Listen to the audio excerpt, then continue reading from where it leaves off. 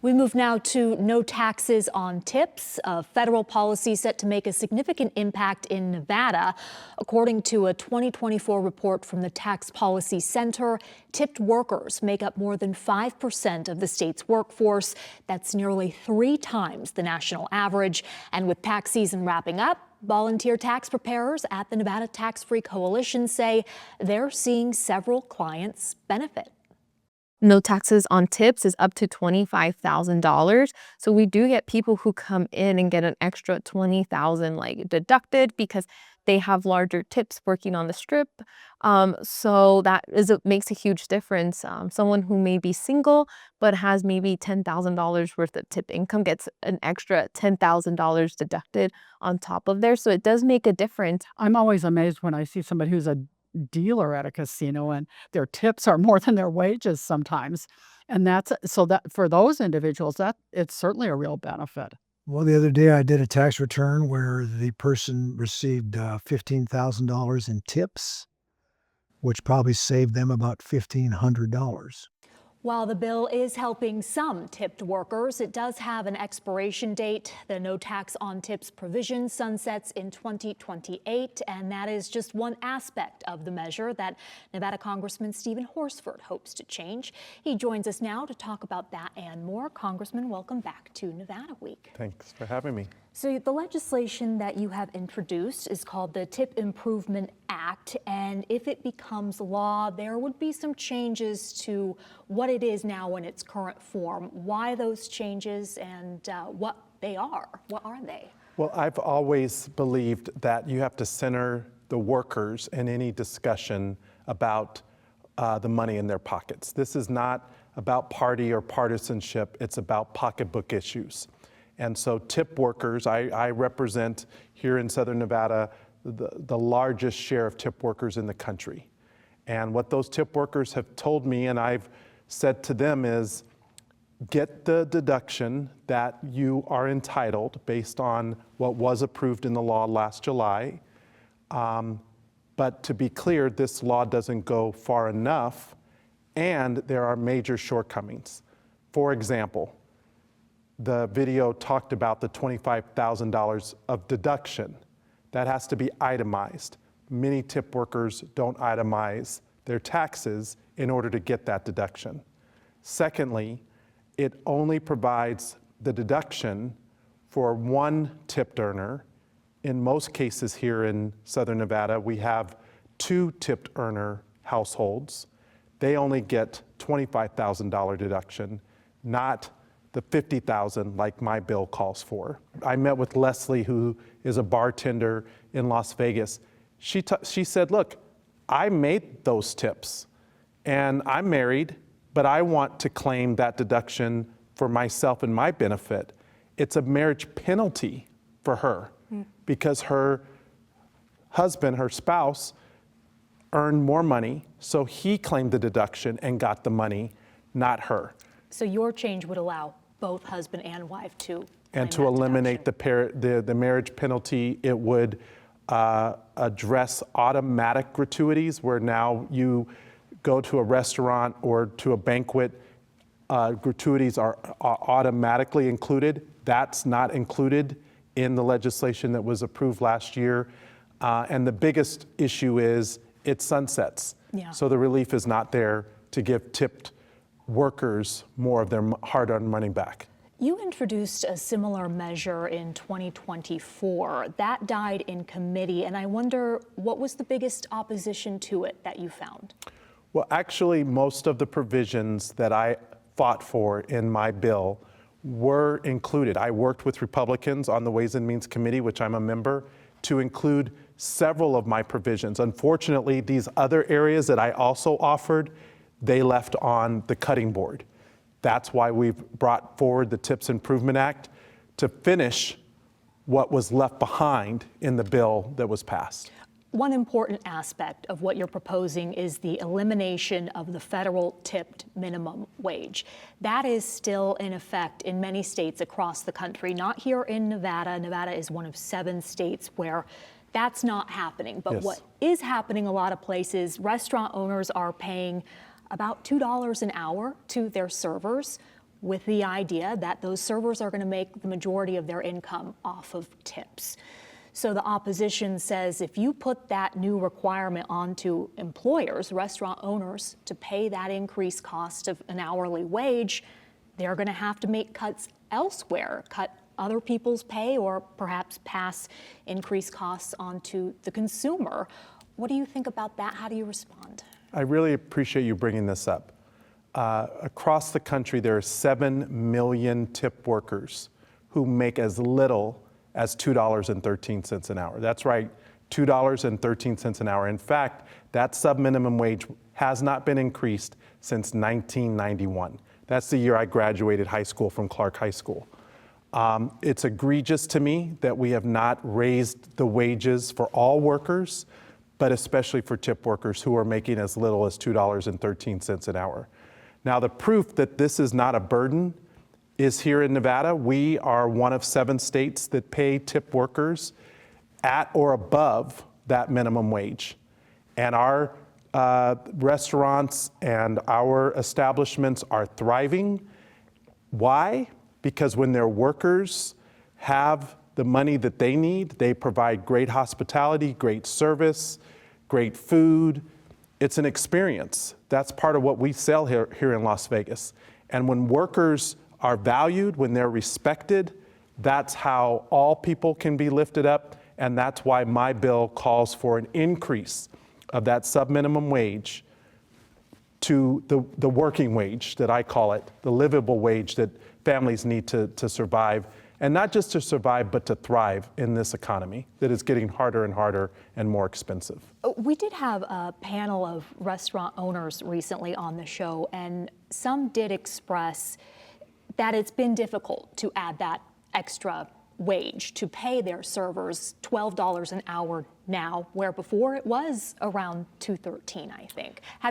You haven't gotten any of that feedback? Well, and I've met with our restaurant association here, and obviously I want all of our businesses and small businesses here in Nevada and Southern Nevada to succeed. We need them to thrive. But as we've seen, you can both pay workers what they're worth and make sure that those companies do well.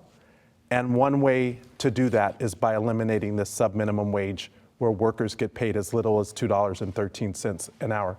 In 2026, a wage that hasn't been raised since 1991, 7 million tipped workers, 70% of them are women, predominantly women of color. To me, that's unacceptable, and it's why my bill addresses it. Okay, and when we talk about proposed legislation, I imagine there are viewers out there who say, you know, Congress sure hasn't gotten much passed lately outside of must-pass funding legislation. What would you say to those who are dismayed about the likelihood of this bill even getting out of committee? Well, my Tips Improvement Act, I'm on the Ways and Means Committee, so I'm going to push every day and every opportunity.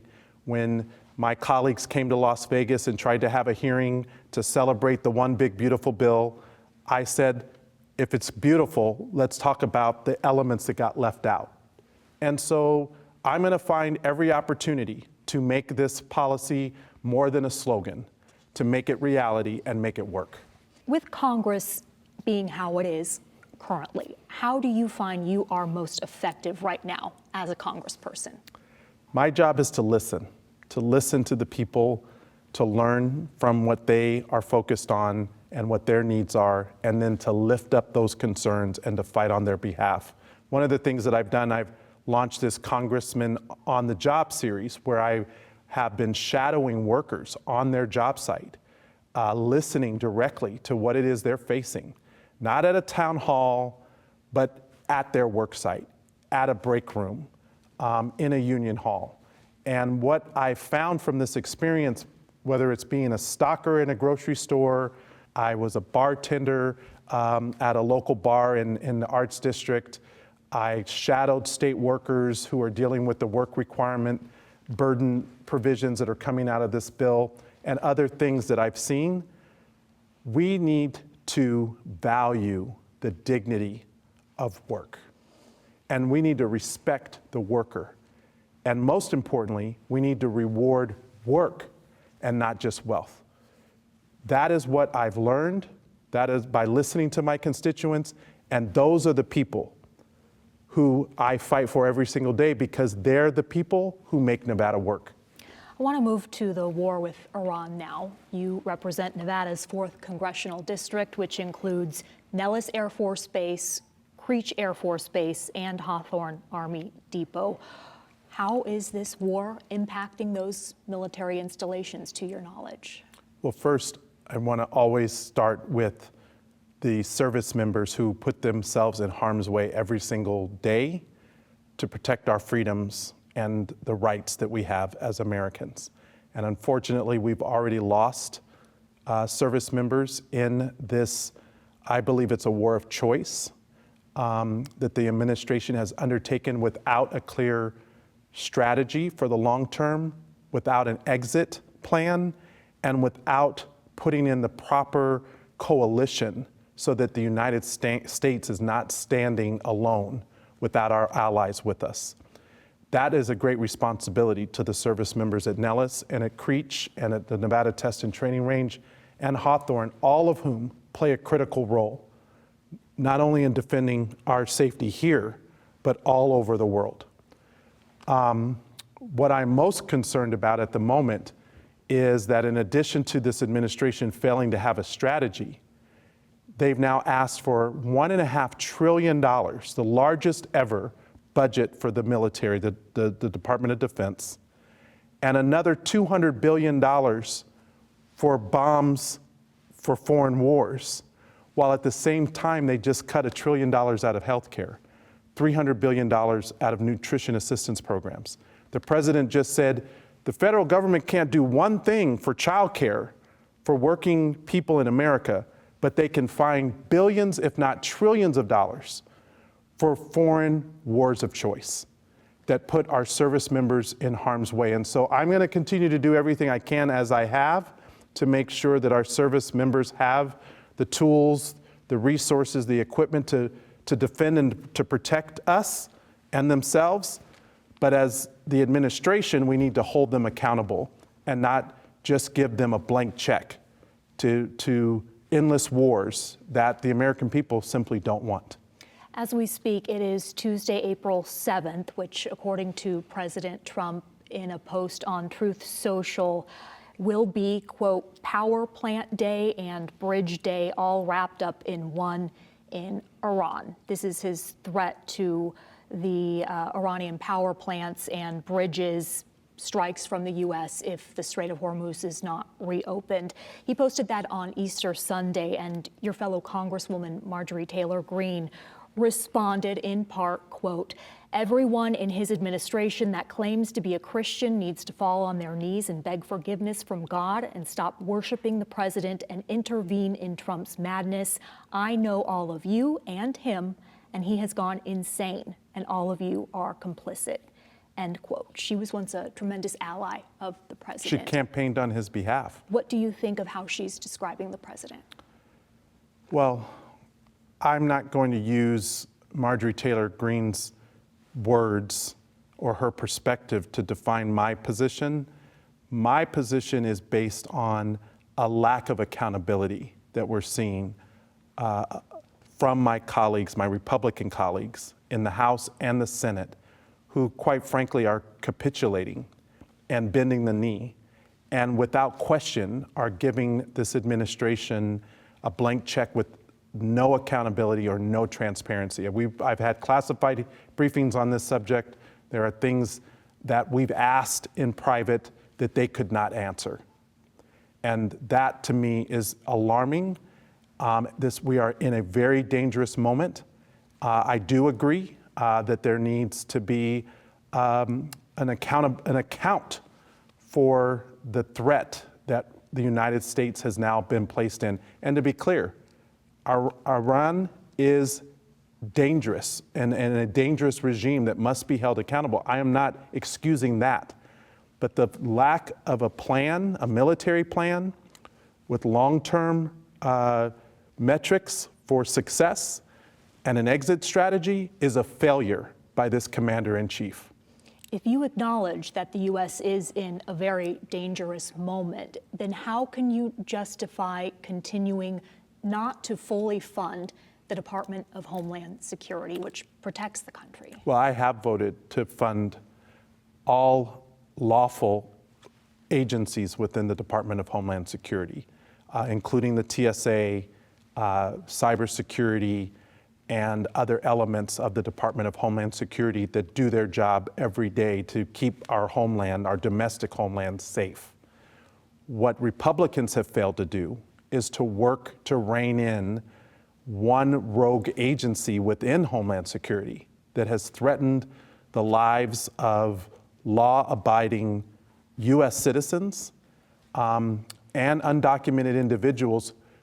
And to me, that is unacceptable that Republicans refuse to come to the table to negotiate common sense reforms and accountability measures to make ICE perform like every other state and local law enforcement agency. We're not asking anything more of ICE and those agents than we expect from Metro or our Nevada State Police.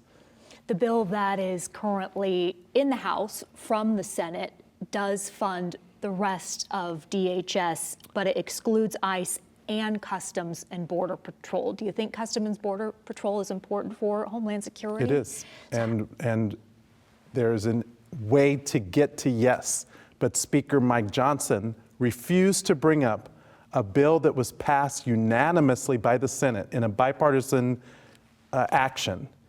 Instead, he's playing politics and sent over another bill that isn't being brought up by the Senate, and therefore Republicans have caused this shutdown, which is now exceeding over 50 days. Will you be voting yes on that bill from the Senate that's now in the House? If that bill from the Senate comes to the House and Speaker Johnson brings it up, it will fund all the legal, law-abiding aspects of Homeland Security, and I would vote yes on that bill. All right. Congressman Stephen Horsford, thank you so much for joining Nevada Week.